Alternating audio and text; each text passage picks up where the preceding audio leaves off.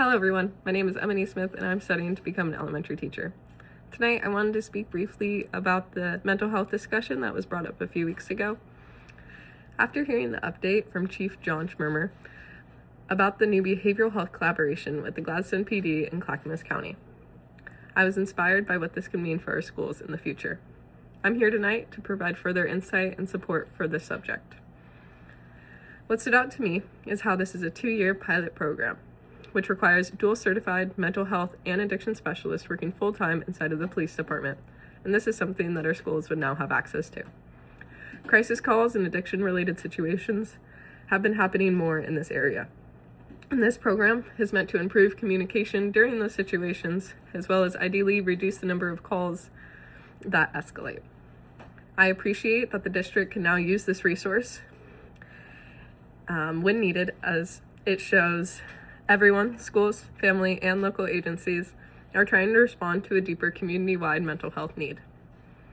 From my culture, law, and politics coursework, I'm realizing how many outside forces shape mental health in our school. Culture plays a huge role, as families have very different beliefs about what emotions, counseling, or appropriate behavior could look like.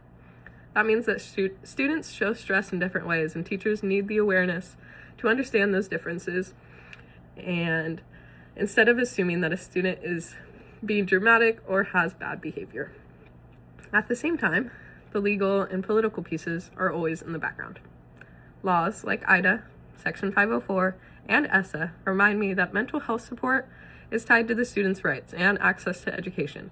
It's not just something the schools offer when they can.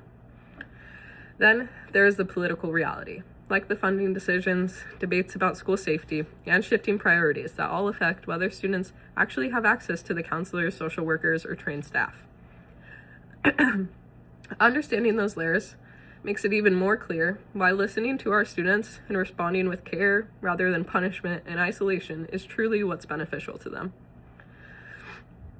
Hearing about the police to behavioral health partnership really makes me think about how important it is for our schools to have their own strong support systems. It is necessary to not just respond to crisis, but to prevent it. And teachers see these early signs every day, signs like dysregulation, anxiety, and withdrawal.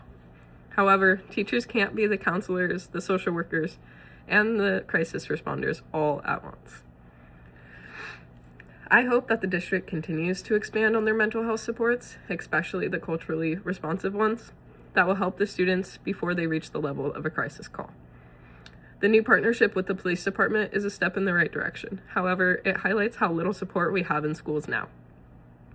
Schools should be a place where students are able to feel safe, supported, and understood long before a situation becomes an emergency. Therefore, investing in mental health is not just a legal requirement, it's a human one. Thank you for your time.